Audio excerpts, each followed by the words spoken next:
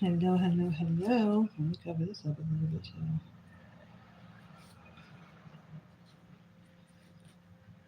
I didn't necessarily want my anyway. Hey y'all, how y'all doing? So I didn't go live yesterday. That was like the first time I didn't um, go live in what, almost 3 weeks. Been going pretty hard. I've been doing pretty good. Um,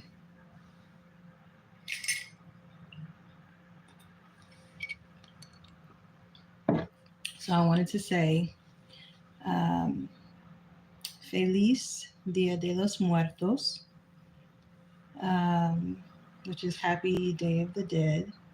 It's a holiday that people do um, celebrate. It's actually is more of a revered celebration in Mexico, a revered annual celebration in Mexico, and it's also celebrated in many parts of America, of course.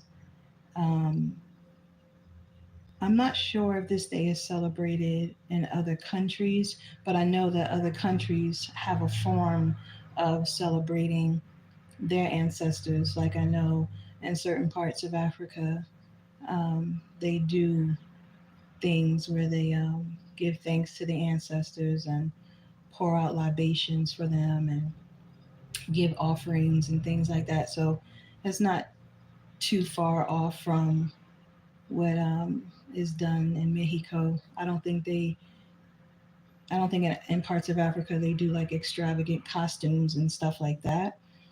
Like you know how like in Mexico they really do it up with the costumes and the face paint and all of that to celebrate Dia de los Muertos. Um, but I know it's pretty much the same with like the offerings and stuff like that. So I think that's pretty cool. Um, so giving praise and thanks and love to my cousin Kente Malik Jones. Um, it's crazy that today is his anniversary of his death, and today is El Dia de los Muertos. Isn't that something? I don't think I've ever put it together or even realized it until today.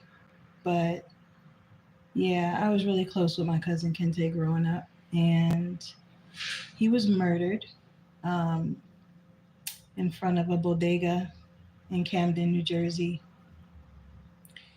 and nobody ever caught his killer.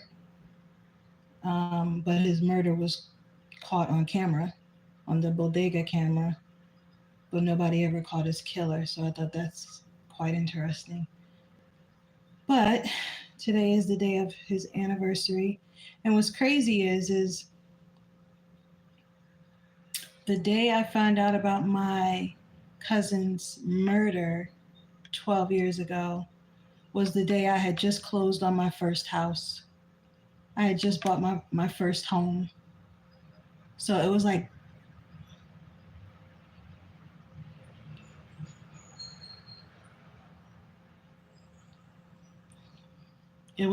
bittersweet because I was so happy that I had just bought my first home, right?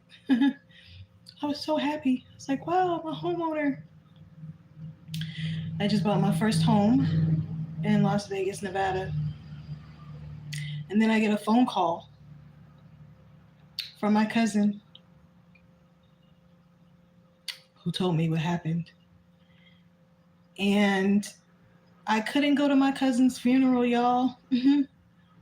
Yeah, I'm good. I'm good. I'm good. Story time. So, yeah, I'm talking about my cousin.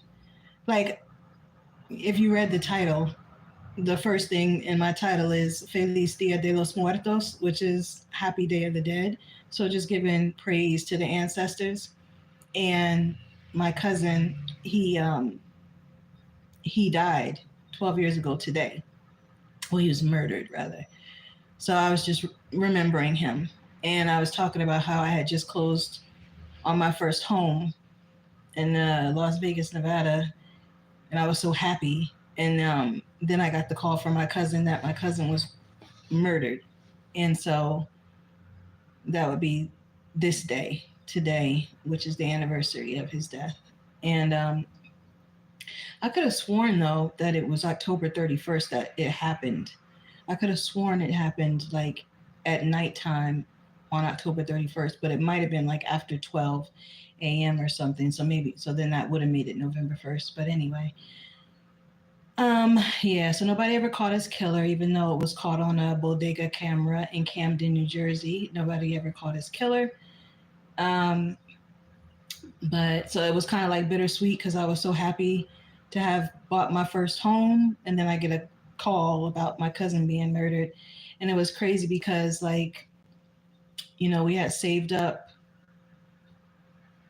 to be able to purchase the home, and so when I got that call about what happened to my cousin, I couldn't even make it to my cousin's funeral because I had invested like all of my money into my new home. So I couldn't even fly home because I'm on the West Coast and everything was all on the East Coast with my family. So I couldn't even fly home. I didn't have enough to fly home. All I had enough was to send some money, like to buy flowers, and I had sent that to my cousin Kiama or whatever to be able to give to my aunt Kim. To be able to buy flowers for my cousin's funeral. But what's interesting, y'all? It's like a catch-22 because me and my cousin were so close growing up, very close in age, very close growing up. And the fact that I couldn't make it to his funeral because I had invested all my money, like I couldn't fly home because I had invested all my money into my house. Um, I was almost grateful that I couldn't make it home because I knew that I was going to take it really, really, really, really bad. And so it was like a catch-22. It was like I wanted to be there for my family. I wanted to see my cousin off, but I definitely didn't want to see him in the casket. Do you know what I'm saying? And I'm definitely glad that I didn't. And I love him a lot, but I'm glad I didn't see him like that. Um, and I'm glad that we got a chance to talk a lot before all of that happened. Everything happens for a reason, right? But anyway, so giving praise to my cousin, whose anniversary of his death is today, on Dia de los Muertos. To my grandma Patricia Princess Armstrong. To my great aunt Albertine Miller. To my cousin Helen. To my uncle Tyrone Goss. To my uncle Kenny. To my uncle Kenny.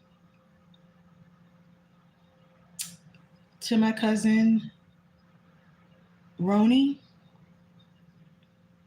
Well, Tyrone, he was named after his dad, but to my cousin Helen, to my cousin Doris, who affectionately called me Sweetie Pie.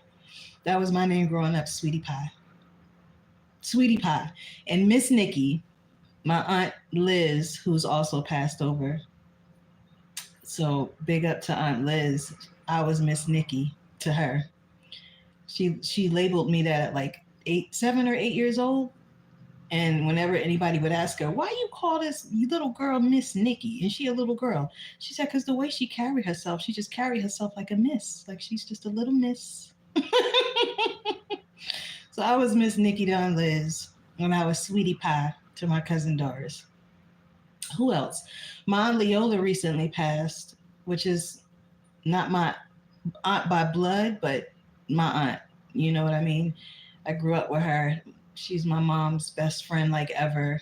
They're both Scorpios. Both of their birthdays are this month. I think their birthday is literally a day apart. And they were best friends ever since they were like 12 or 13 years old. And my aunt recently died a few months ago, actually. And I've been trying to get her obituary.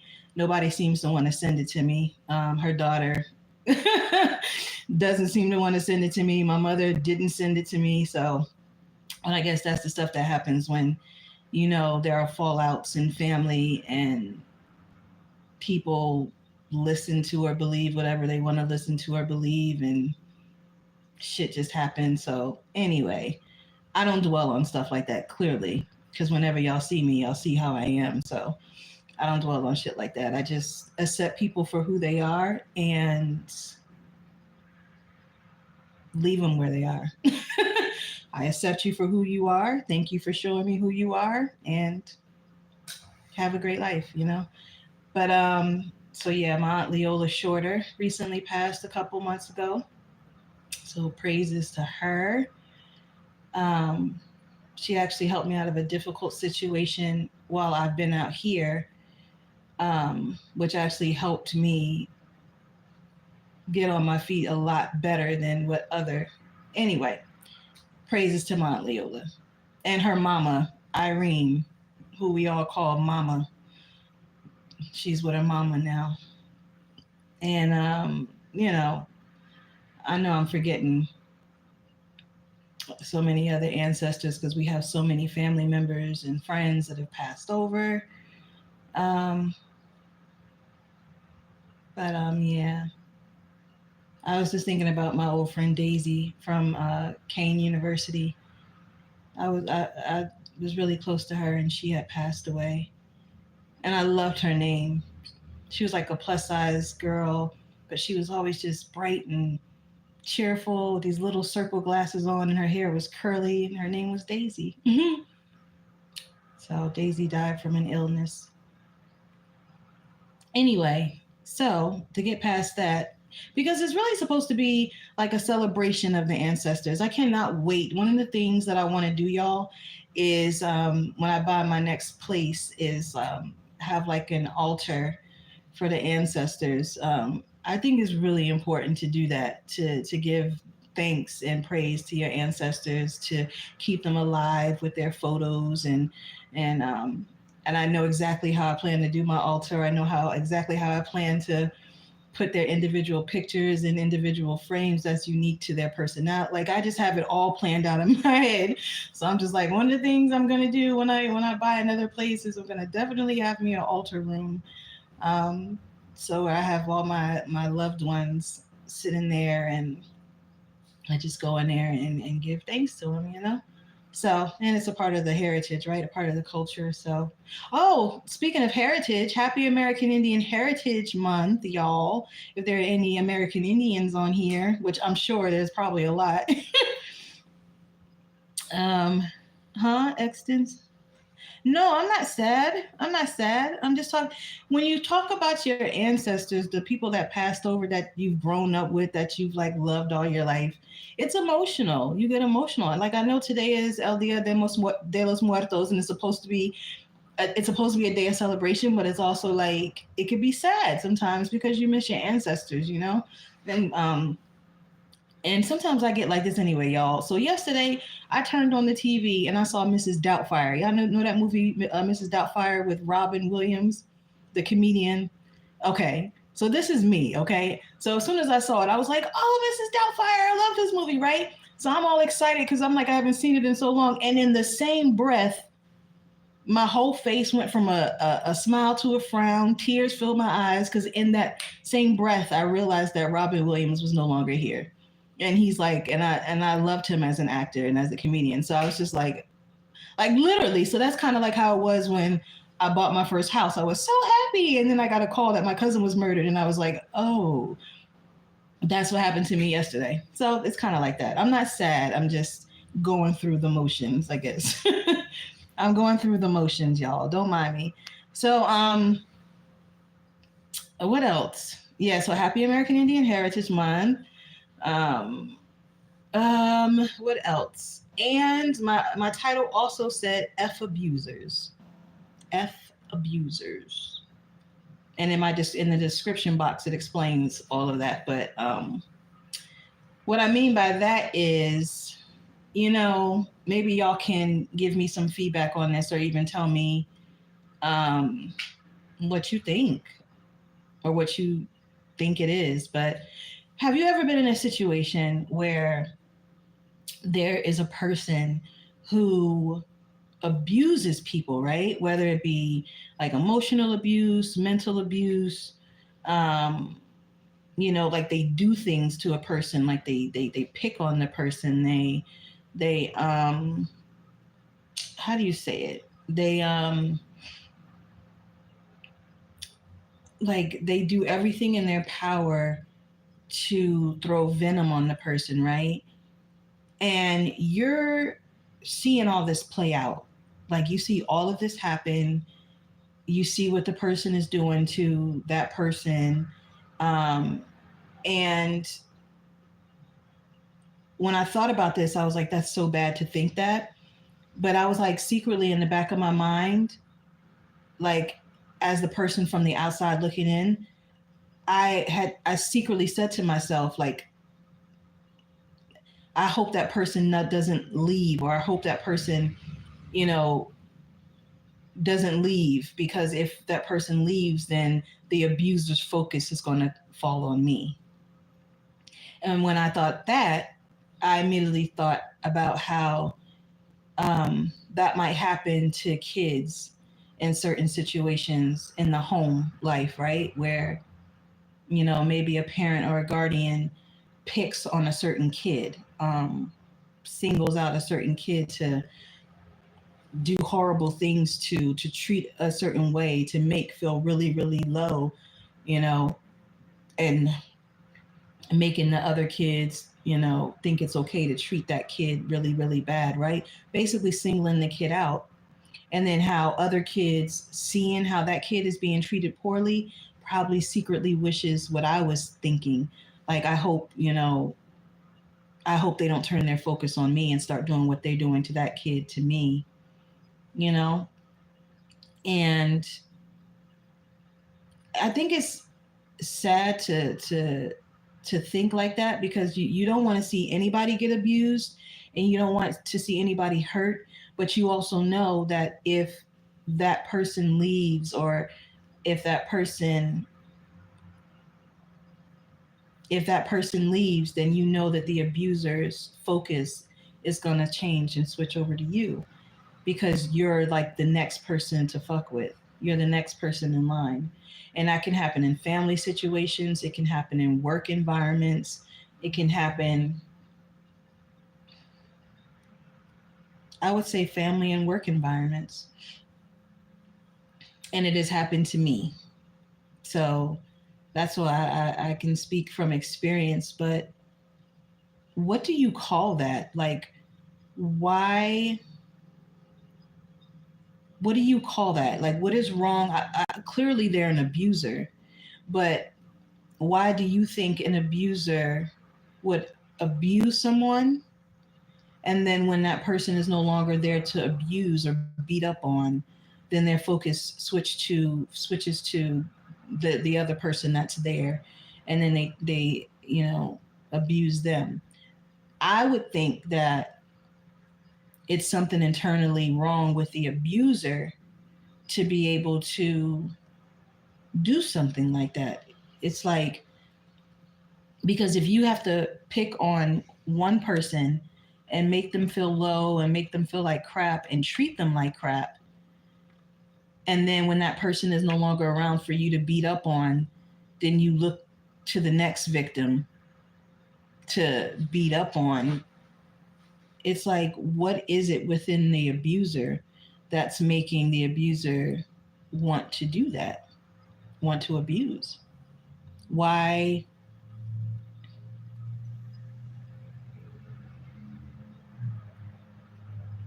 Like, I was in a situation where I saw that happening. I saw someone being emotionally abused, verbally abused. Like, I saw it. And sometimes, y'all, I'm not going to say people can put themselves in situations for that shit to happen, because I think it can happen to anybody. But sometimes I think you can set yourself up to be treated a certain way. Like if you don't stand up for yourself, if you don't erect boundaries, right? Which is something that I had to learn the hard way about doing. I definitely had to learn the hard way about erecting boundaries and using my voice in regards to speaking up to defend myself. Um, because I definitely watched something like that happening, and I saw how the person was being treated and I felt bad for the person. I even wanted to tell the person, you know, it's not right how you're being treated, or, you know, why don't you like stand up for yourself, or, you know, like I wanted to intervene, but we're all adults, and I didn't want to put myself in a position to be targeted early, if that makes sense. I didn't want to be put in a position to be targeted early. So I just kind of kept my mouth shut. But in the back of my mind, thinking, like, oh God, if this person ever leaves, if this person ever goes, like, I'm next on the chopping block. Like, I'm next to be targeted and um, emotionally abused and verbally abused and mentally abused. You know what I mean? Like, I knew that that would happen, and it did. It did. And so, um,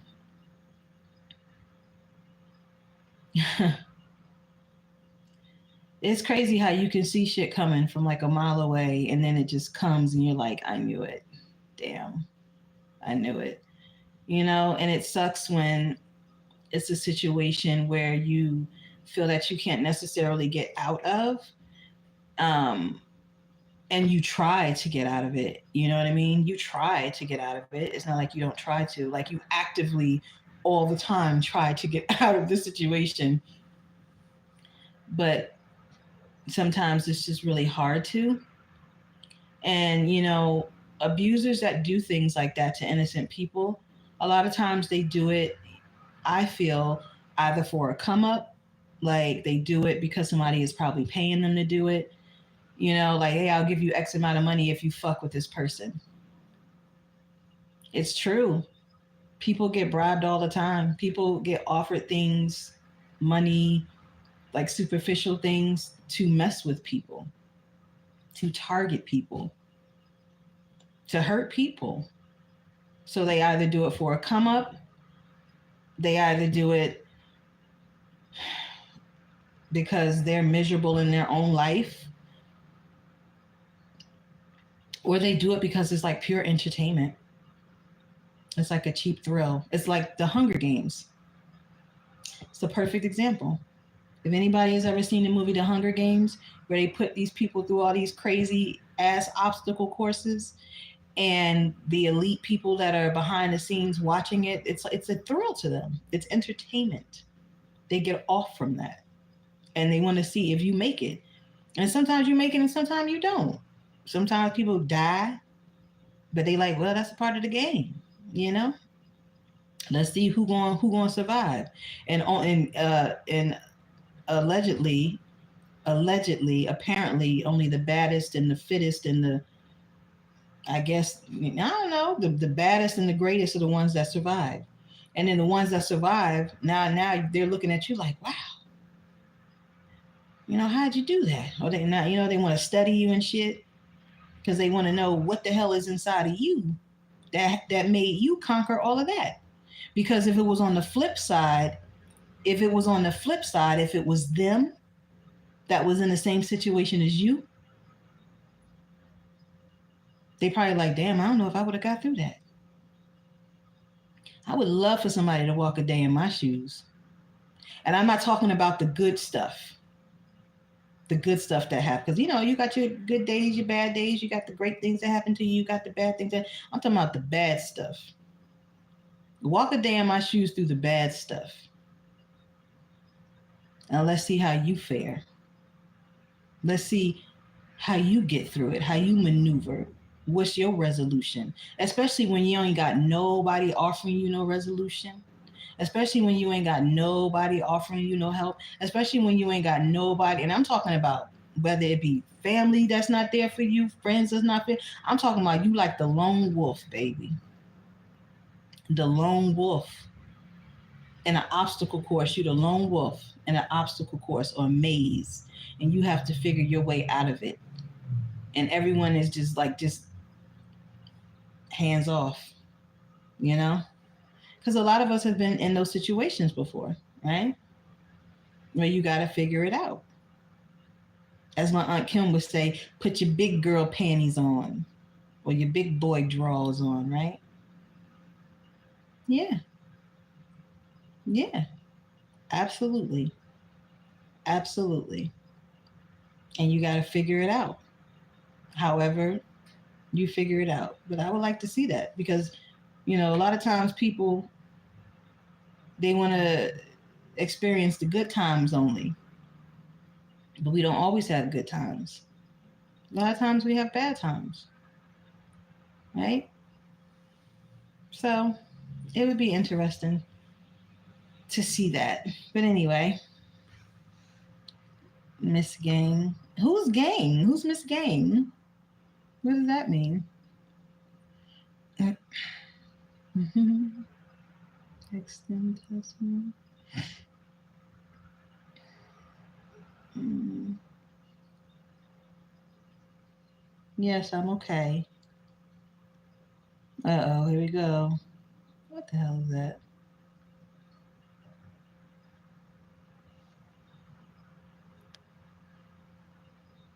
But anywho, I just thought I would come on here. Well, first of all, I needed to do my live, and I didn't do it yesterday, so I knew I had to do it today. And I thought today was a good day to do it. Now my hair is slick today, y'all. Back in the day, they would say fried, dyed, and laid to the side. But that's in regards to a relaxer. I don't have a relaxer. I haven't had a relaxer in, sheesh, since what, 2008, 2007, 2008. Ever since I saw that Good Hair documentary by Chris Rock, where he put an empty can, an empty aluminum can inside of No Lie Relaxer, and an hour later he pulled it out and half the damn can was disintegrated. I was done. I was done. I said, that's what we put in our damn hair? It disintegrated half the can in an hour. So and a lot of times when people put relaxers on their hair, y'all, they leave it on there because they feel like the longer they leave it on there, the straighter your hair gets. But the longer you leave it on there, clearly it's some damage being done to your damn scalp. Well, it's probably seeping into your brain because I know a lot of people, there are like a lot of lawsuits against relaxers and stuff with people getting cancer and all of that stuff. Oh my God. I was done. That was it. I said, thank you, Chris Rock, for this documentary because I had no idea. And then I went to my grandma, Willie Mae. Yes, I did. I went to her and I said, excuse me, grandmother. And I told her about the documentary and I said, that's what we put in our hair. And she laughed and was like, mm-hmm. Mm-hmm. I said, why you ain't telling me, grandma? And the reason why I went to my grandma is because she a beautician. She is a beautician. Owned her beauty salon and everything. So she's like, the expert in hair. So I had to take my woes to her and say, excuse me, grandmother, you should have told me that this is the type of stuff we put in our hair and we shouldn't be doing that. Absolutely not. But anyway, I stopped that crap. Stopped it. And I haven't gone back. Now I've been tempted to, but not really. But not really. Not really. Me and my hair, it's definitely been a journey, but me and my natural hair get along just fine. What y'all think? It's curly, but it's curly and wavy.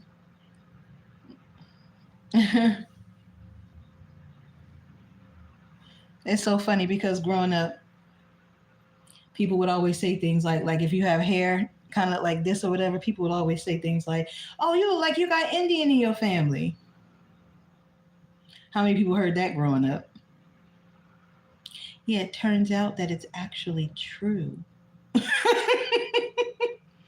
Turns out that it's actually true.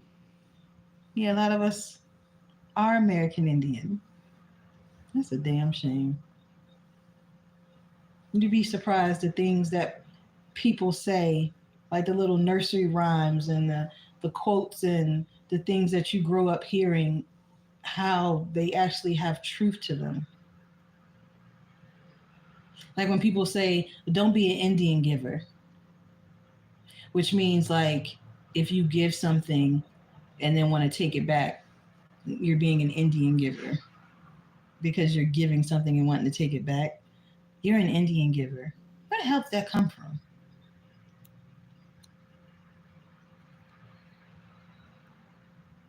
So I guess maybe at one point Indians wanted to they land and shit back or whatever, and maybe that's where the title and everything came from. Don't be an Indian giver. I don't know. I should research that. I should research that. But so what else? What's going on, y'all? Any questions? Anything else going on in the news cycle besides Diddy, child? Besides Diddy, why am I just finding out that the bodyguard?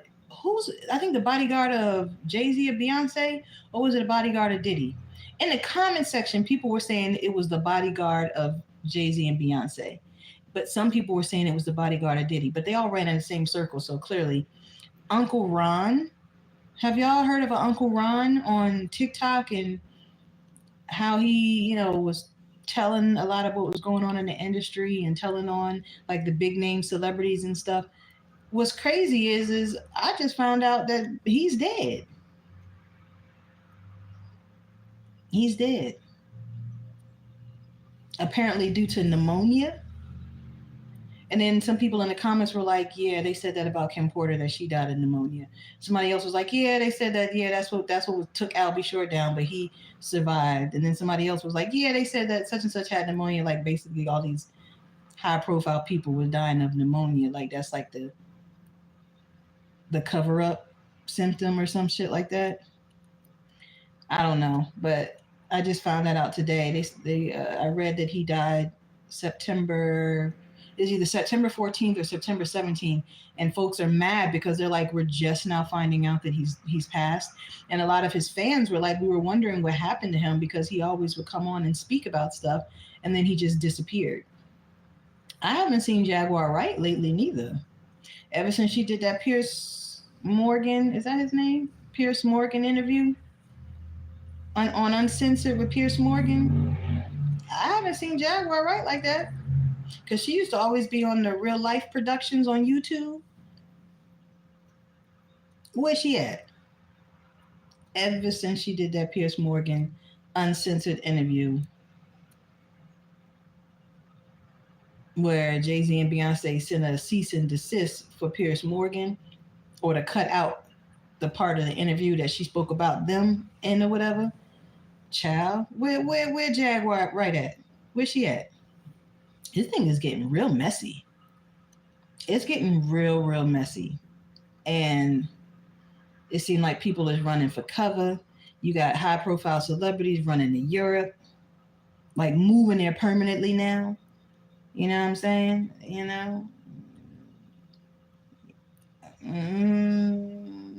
Then something was in the headlines about Kanye West saying he was thinking about staying permanently in Tokyo. Why he want to stay permanently in Tokyo? Which he probably just saying that. But if it's true, why he want to stay permanently in Tokyo? What's going on? Maybe he thinks something gonna come out about him. Who knows? Maybe he thinks something's gonna come out about him. I haven't really heard much about him in the headlines with regards to the whole Diddy thing, but you never know. But I also know I'm not even gonna go there. I'm not gonna go there. But anyway. But anywho, yeah, it's getting nasty, y'all.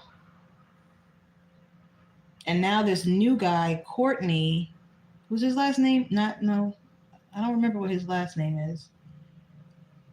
But I know he said that he came into the music industry the same time as Diddy, 35 years ago.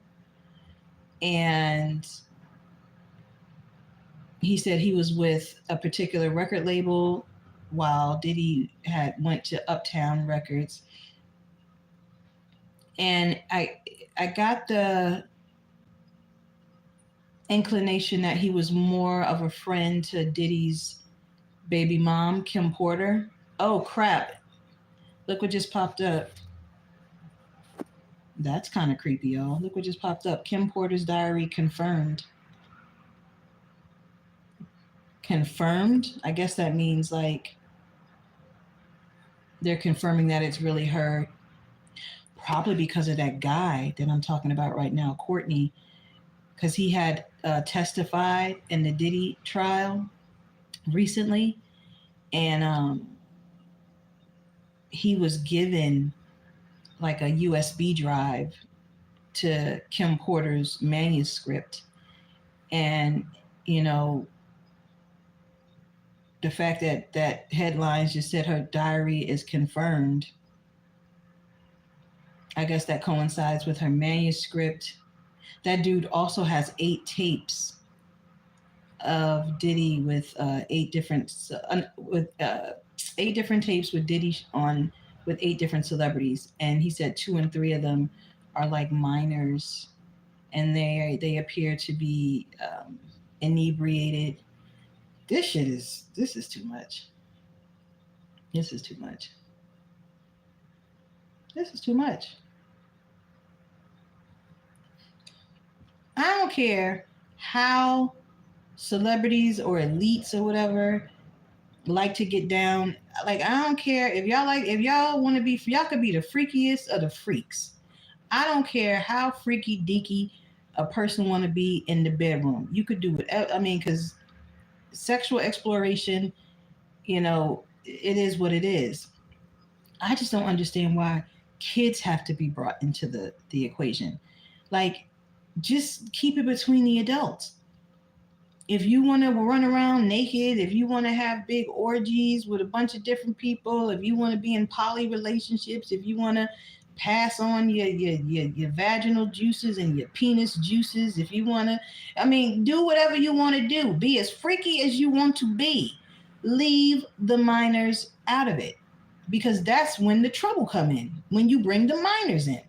Just leave the minors out of it. Be as freaky as you want to be. Leave the kids alone. Why is that so hard to do? That's all I'm trying to understand. And then some folks are saying the kids are brought in because it's like a sacrificial ritual thing or whatever. And it's like, all right, well, if you want to sacrifice somebody, maybe just do it to an adult. That sounds bad, don't it? Oh, well, leave the kids out of it. That's my point. Just leave the kids alone. Leave the kids alone. Be freaky with the adults. But you know what else messed me up, y'all? This girl, Allie Carter, who was just like going viral all over the internet because she was one of the kids at the Diddy parties, right? Now, she said that they called the kids, the minors, party favors. And just like party favors that you would put on a table, like I had party favors at a party that I gave one time, right? But it was literally party favors in a little baggie that people could take home with them. She said that her and the other minors were considered party favors, and they were put on a table, sprawled out on a table like party favors, and that adults could come and pick whichever one they wanted to pick to go and, I guess, have a party with, a mini party. And then when it was done with them, they put them back on the table for the next person to come and use them. She said, now this is Allie Carter. She said, now, anal sex was prohibited. Certain kind of sex was prohibited. She said, but they didn't listen to that.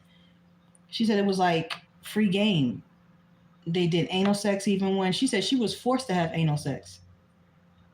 And the person knew that they weren't supposed to do it. She said, but she was forced to have anal sex. She said one time she threw up and she was forced to eat her own vomit. She said they had brought animals in, goats and things.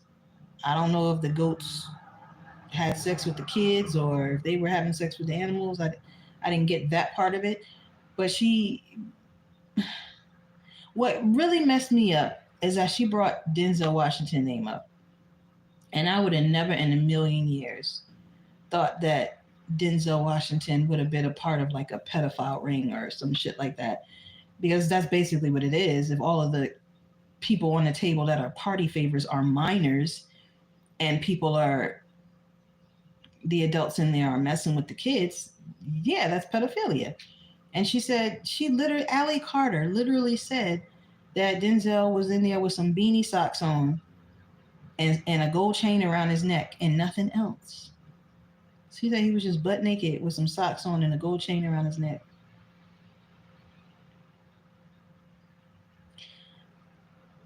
And I am a Denzel Washington fan. Or I was.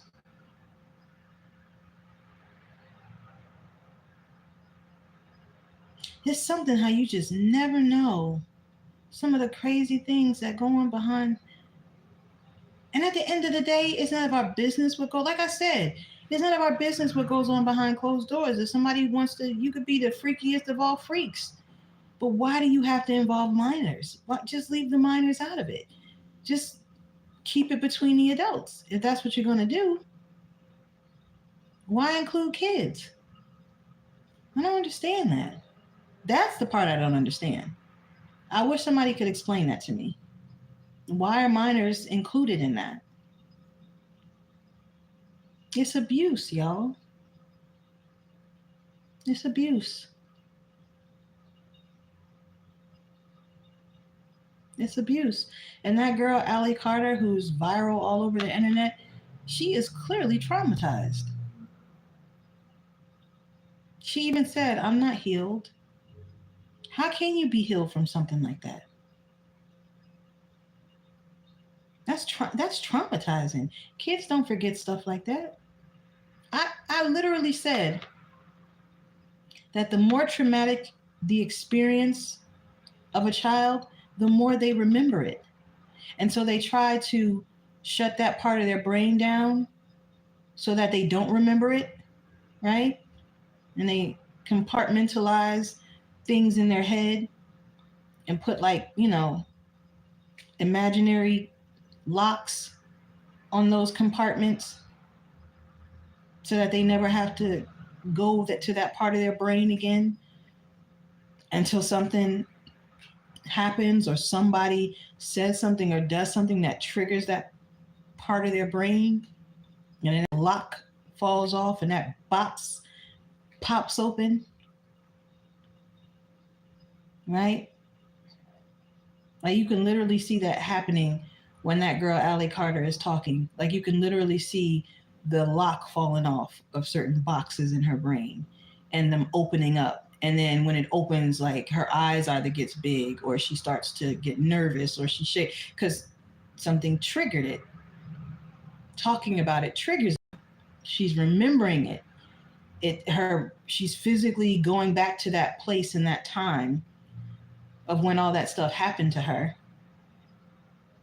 And she's reliving it all over again.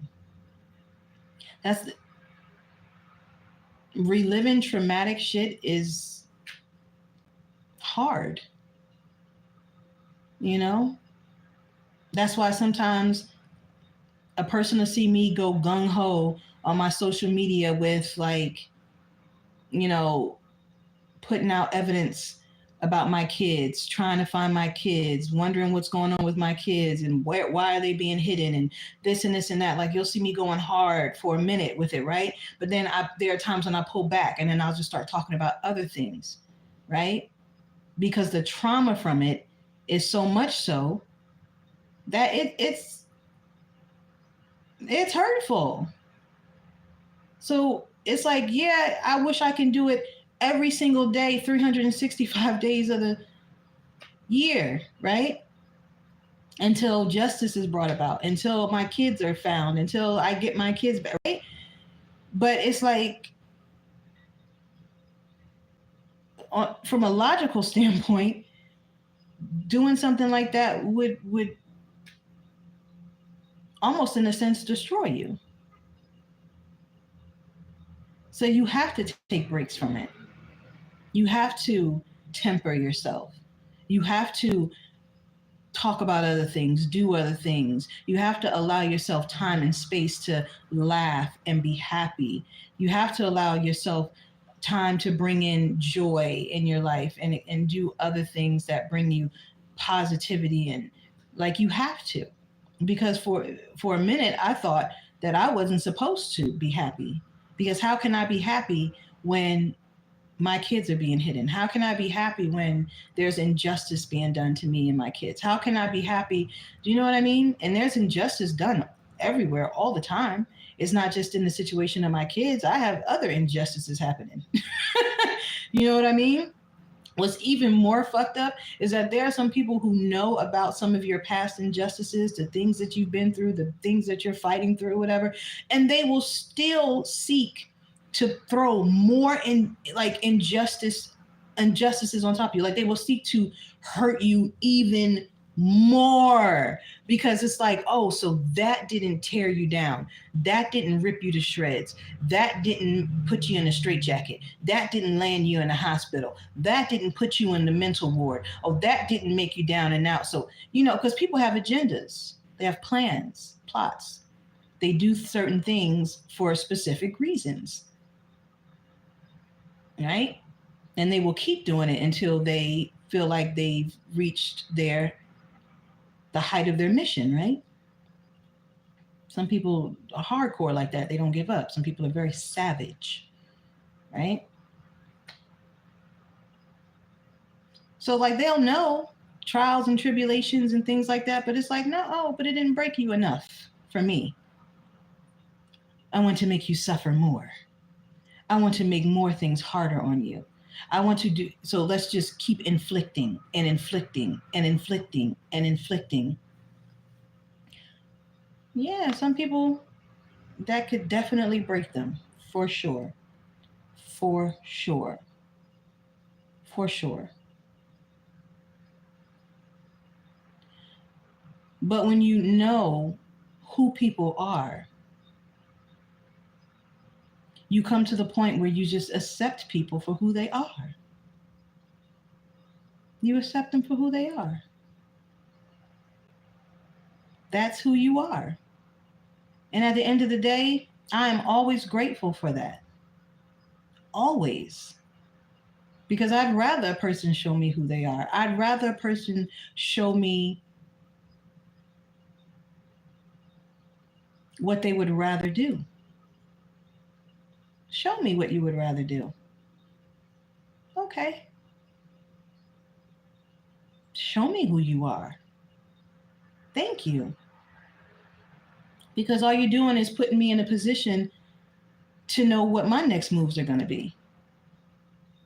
Thank you for showing me who you are, whether it be good or bad.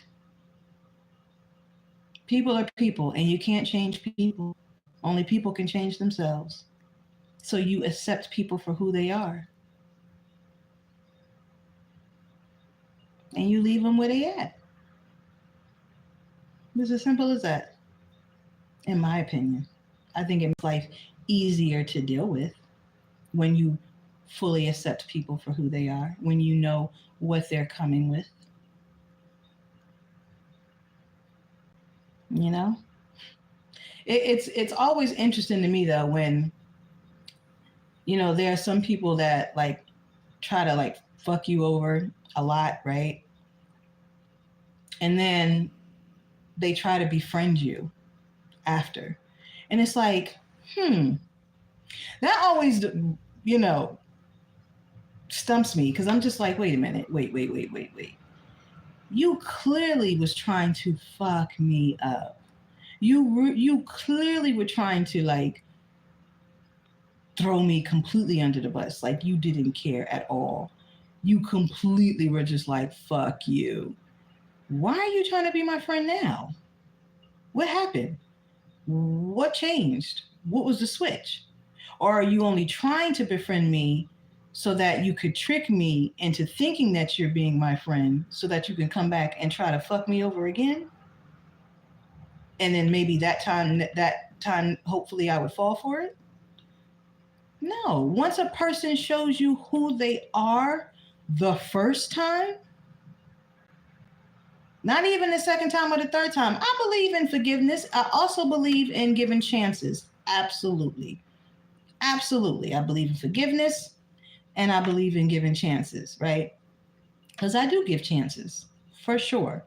But if a person constantly shows you the same thing, chance after chance after chance, you have no, you just left to wholeheartedly trust that that's how the person is.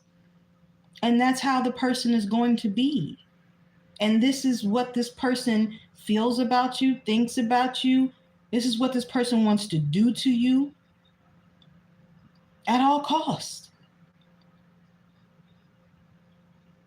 So you have to take it at face value, right? You gotta take it for what it is.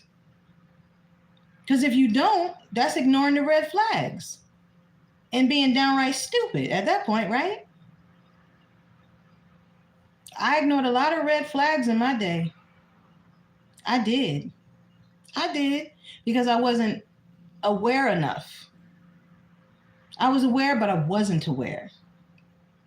Like, you know, when something doesn't feel right, but when you're not fully aware to it, you're kind of like, well, maybe it's not that bad. Because you're still in that people pleasing phase. You're still in that phase of, well, maybe I can love them to better.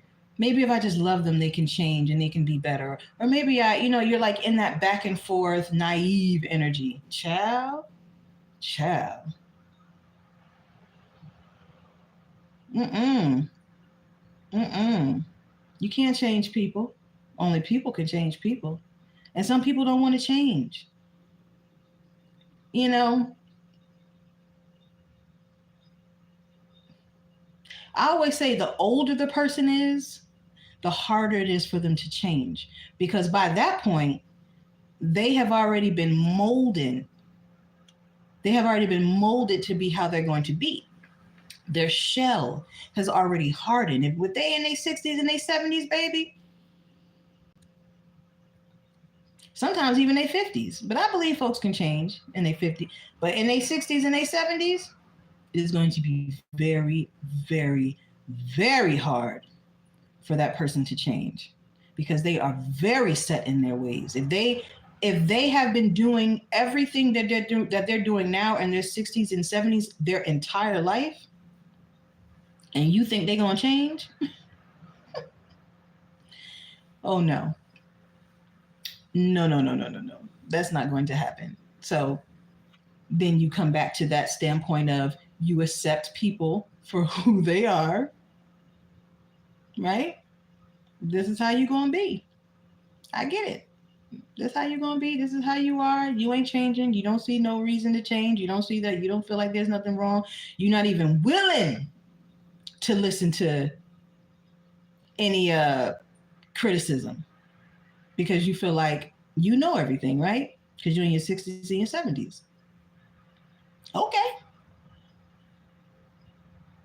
Okay. What can you do about that? There's nothing you can do about that. Nothing. But say, I accept you for who you are. And great luck to you. Right? It's as simple as that. But anywho, does anyone have any questions? Preguntas?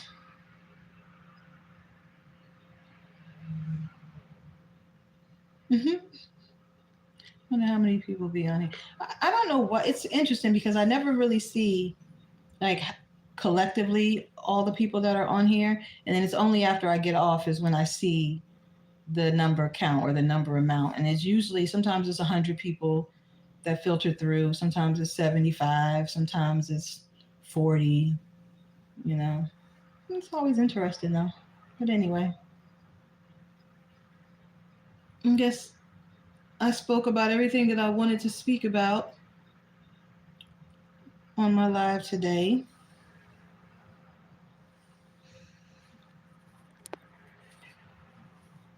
Let's see if there's um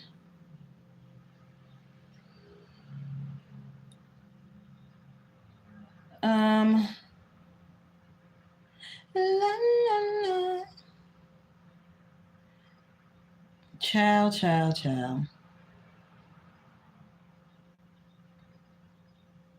I'm so sick of hearing about Diddy. I don't know what to do. I'm tired, y'all. I'm tired of hearing about Diddy in the headlines because you know how they say, all publicity is good publicity, which I don't think that shit is true at all. I mean, granted, I understand that publicity keeps you in the headlines, right? So that's why I guess they say all publicity is good publicity because if somebody talking about you, that means it keeps you in the headline, right? But it's like if somebody's saying some horrible stuff about you, I don't think that's necessarily a great thing. I don't think that's necessarily a great thing. You know what I'm saying? But anyway, I was so excited because I was doing my singing bowl today, y'all.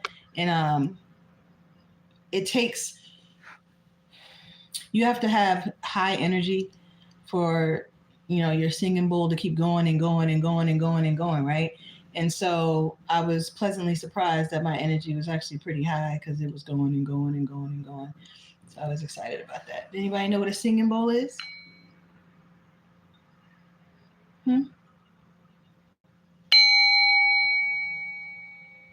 That's just tapping it though.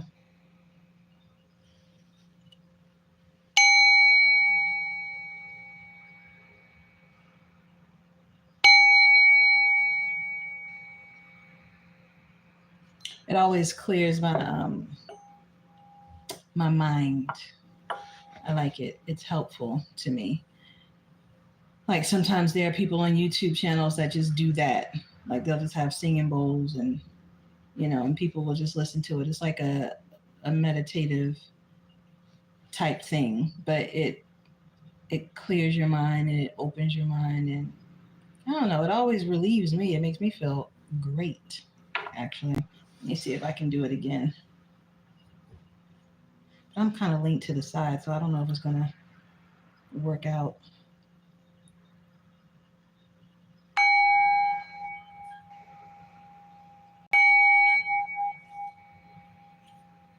I'm linked to the side. I should probably position myself in a.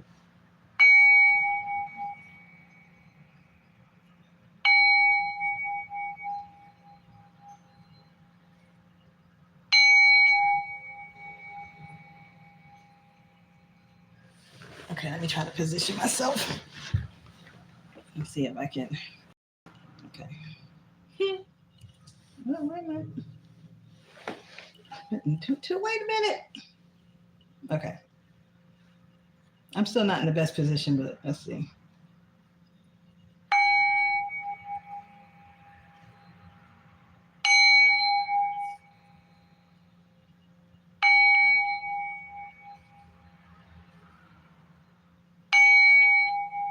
I did it for like 2 minutes. No, it's not doing it. And I don't feel like positioning myself and moving the camera and all of that stuff. So I guess we'll leave it where it's at. It's almost an hour on here.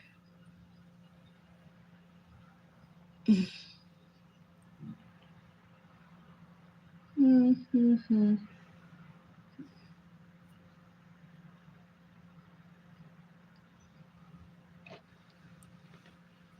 So it's funny because I wonder if some of these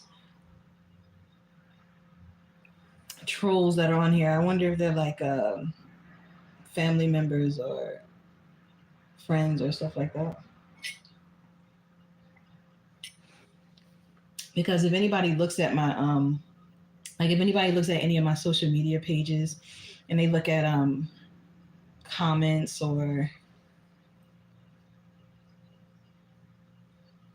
never mind.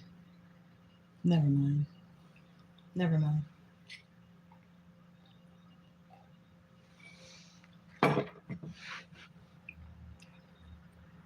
I was gonna say something, but then it felt wrong. It felt like it would bring negativity in.